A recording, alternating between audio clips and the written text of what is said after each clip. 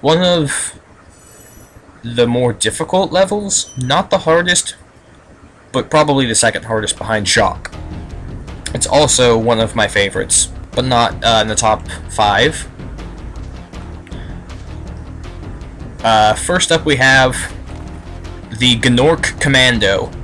A Gnorc that looks much like the Grenadier without the chainmail, and holding a machine gun. And if we go near him, he will fire it at us, which aren't necessarily bullets. They're more like candy corn, and it's very deadly, and that's what makes this level so difficult, is hail of gunfire from all directions is not easily survivable by anybody, including Spyro. Dragons do not have some type of magical property protecting them from that in this game. Up ahead, we've got not quite a repeat enemy. The Gnorc Grenadier from the Haunted Mansions got put on steroids and watched some Rambo flicks and turned into this guy. Then I'm pretty sure this one's just called the Grenadier. He throws one of 2 grenades off of his chest, and throws then one of the other 2 grenades on his chest. And he's quite deadly. If you can get up to the Gnorc Commando before they get into their place, they're not actually that bad. But I try to take these levels slow. Oh, and he was playing an online shooter and trying to sneak up on me from around the corner, but it didn't happen. Sparks has had an Xbox for years. See, even though I knew what he was going to do, it still got 2 hits on me before I... You can't trick me. I've been playing this game for at least a decade, and those gems never tricked me.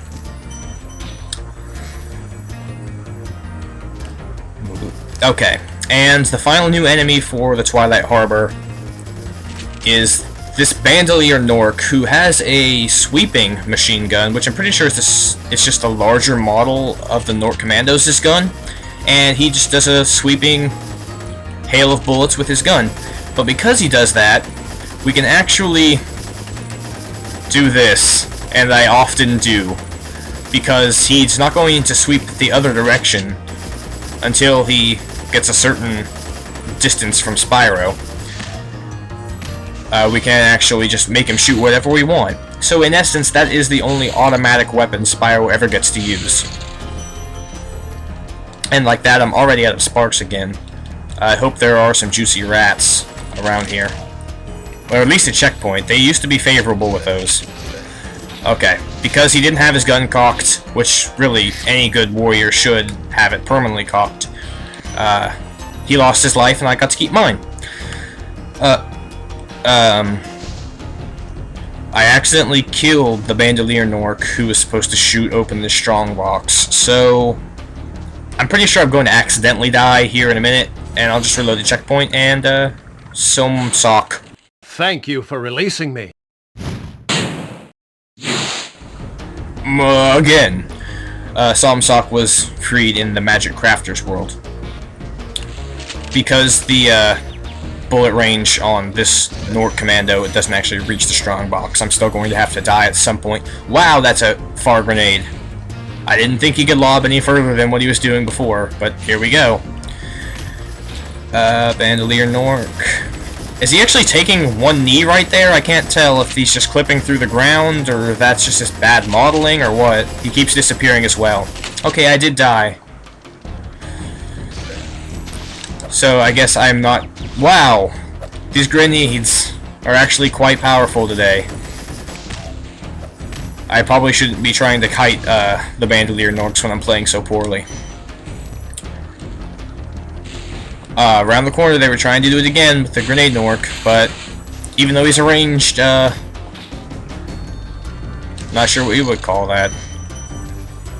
Guns are like by definition ranged, so grenade thrower... Ranged explosives? Now, this is the most interesting mechanic Twilight Harbor has to offer, the drawbridge. If we flame either winch, there's enough force behind that fire to cause the bridge to raise, so the enemy forces cannot drive their tanks up to Spyro later on. If we flame it again, it'll wind down. And if we slowly walk up the ramp, it looks really weird. So I'm just going to leave that up, and we've got a supercharge ramp here, but we also have a checkpoint there. Choices. Sutsilk? Be on the lookout for Gnorc commandos, Spyro. They better be on the lookout for me. We remember Cletus telling us to be on the lookout for attack frogs back in the Misty Bog. Oh, okay, that's where the lake was coming from. If they didn't have a waterfall of lava coming out of that hexagonal pipe, I would have called shenanigans on this lake of not lava. So, I've never noticed that lighthouse in the distance before, and it's clearly a lighthouse, even though that is a lighthouse. Maybe if I get closer it'll look better. Trying to have to avoid using this supercharge ramp because it's actually... it punishes you for being very good at the game. If you use it too well off the drawbridge ramp, you will actually run and smack your head straight on top of the platform or the building that we're trying to fly right through. So let's see. And you don't want to jump, so you can go straight through the Bandolier Nork and straight into the Gnorc Commando. Now, if we could glide, there is a platform that's really innocuous with 30 gems on it over there. That's if we could glide. Now, if we weren't masters of the supercharge, that would be the end of the statement. But since we are, I hear the blinking sound effect of a 1-up chest right here. And also, the supercharge is the key to the strong box at the end of that road there. That's why the drawbridge ever needs to be down. Just making sure there weren't gems located on the outside of this. And since we're close to that lighthouse, we can see that there is somewhat of a texture on it. Fascinating. So, in the meantime, up to the supercharge and back down it, can I get all 30 gems from that platform and smash into the seal crate even though the drawbridge is up? Not if I go through the building. If I veer off to the right without jumping and then land down here without jumping and then jump and then quickly hold back while letting go of the supercharge button, Spyro will stop in time. But you cannot actually collect the gems in human speed and break open the strong box later on. So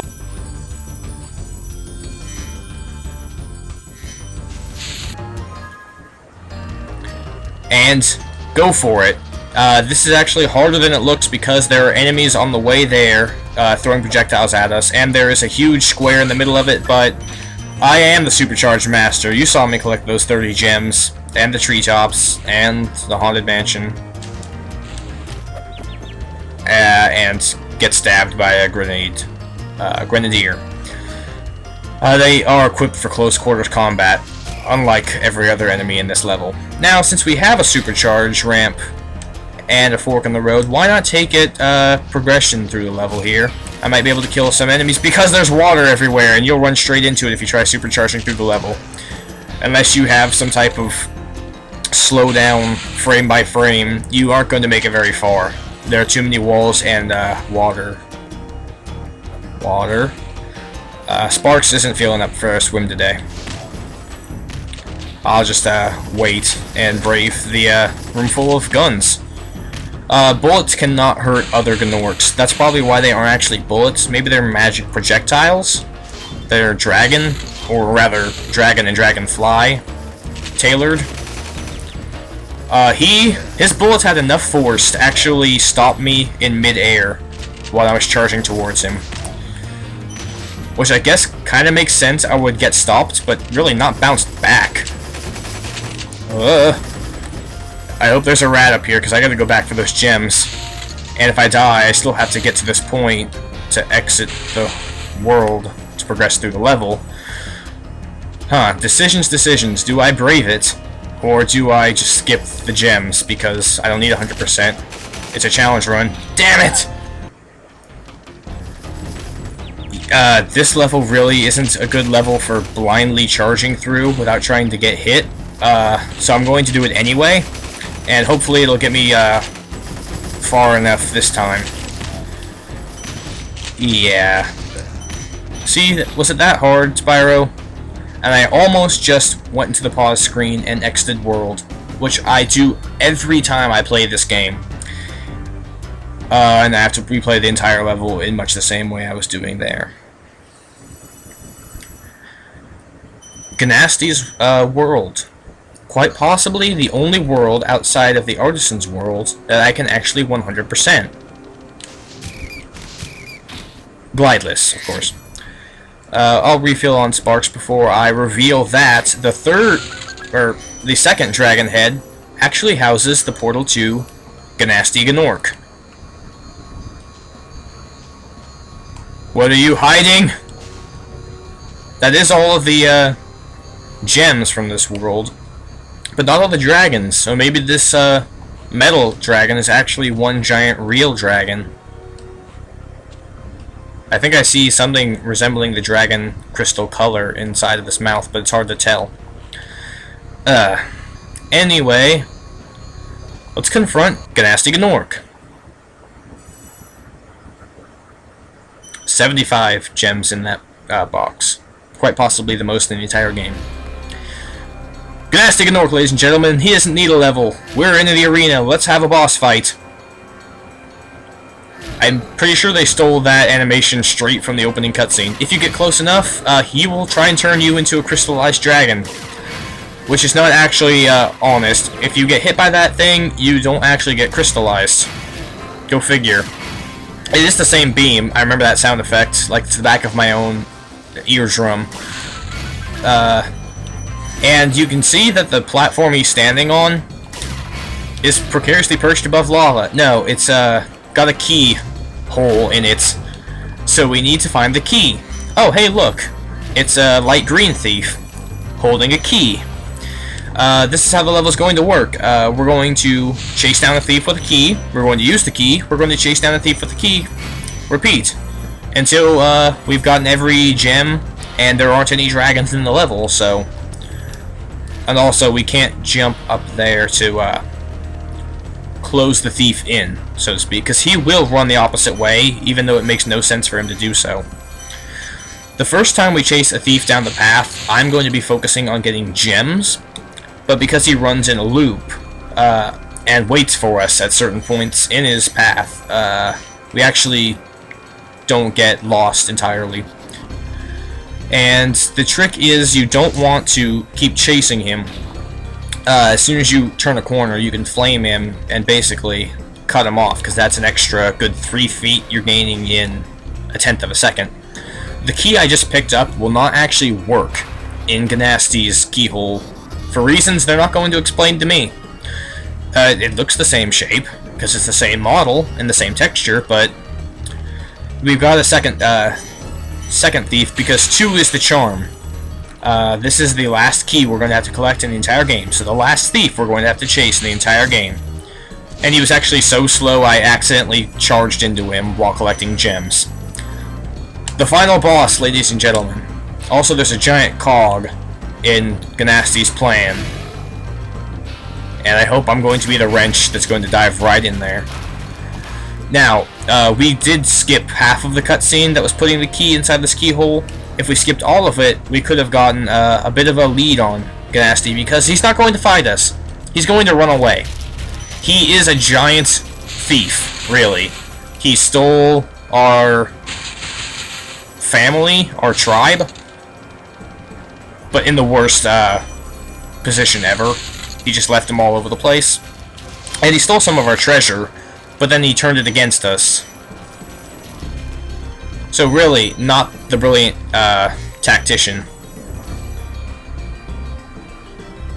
He also runs much faster than a thief. We can't actually catch up to him, and even if we did, he's invincible. Yeah, I forgot to mention that part. We can't hurt Gnasty Gnorc while he's running. we have to wait for him to stop, and there's only one designated stop point for Gnasty's loop, and that's at the very end.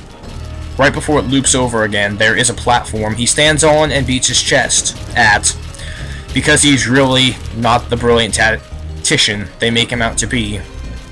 If he had the power to crystallize all the dragons all along, you'd think we would have done something about that sooner. Nah, he's worthless. He's ugly.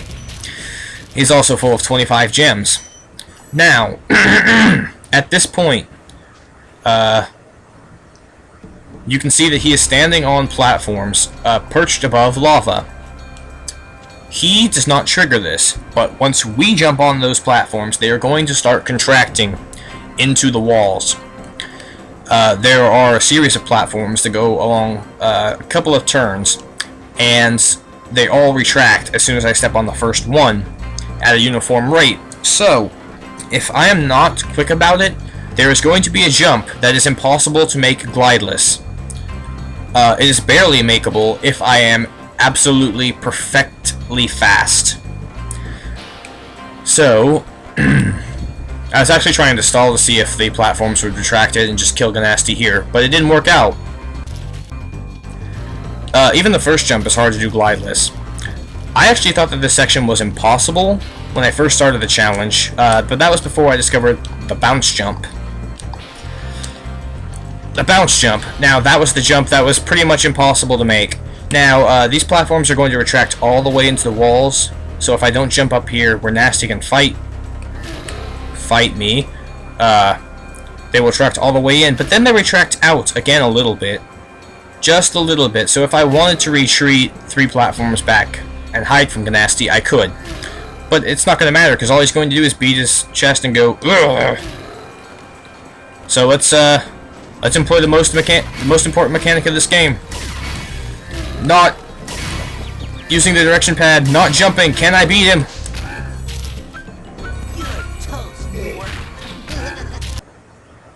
One hit. One hit. Sorry I took so long. I kind of forgot about you. What about Gnasty Gnorc? Gnasty Nork is toast. So now there's order again in the Dragon Kingdom? Well, mostly. I've still got some treasure to pick up. What will you do next? I'd say the sky's the limit. There is no order in the Dragon Kingdom unless Spyro gets all the money. And, credits take 1 roll. Thoughts on the challenge? Thoughts on the game? I still really enjoy it 10 years later, and I can't say that for a lot of games I've been playing pretty much my whole life. Cough. Interesting tidbit, this song here is the song they use over all 3 Spyro credits, because there are only 3 Spyro games. You may not have actually realized that, but only the first 3 for the PlayStation 1 were actually Spyro games. The ones picked up by Vivendi Universal for the PS2 were actually a different independent project, which just happened to have a purple dragon named Spyro. Not many people know that, and they actually fault Vivendi Studios for ruining the Spyro franchise. Skylanders.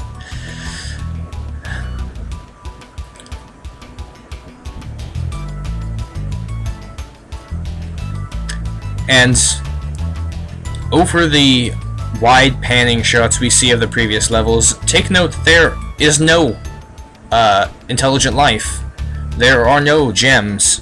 There is nothing left in the wake that is the havoc of Spyro the Dragon. He has completely obliterated things into this test model map of a world. It all looks so lifeless without fodder running around turning into butterflies. Spyro, not voiced by Pee Wee Herman. Carlos Alzaraki. Peter Kleiner, you are the one that subjected me to so many cases of Thank you for releasing me. you couldn't have written 10, 15 more dialogues. There were certainly gameplay mechanics to explain. Tell them about how helpful jumping all the time is. Something. Give some backstory on the lore. I would have even taken that over. Thank you for releasing me.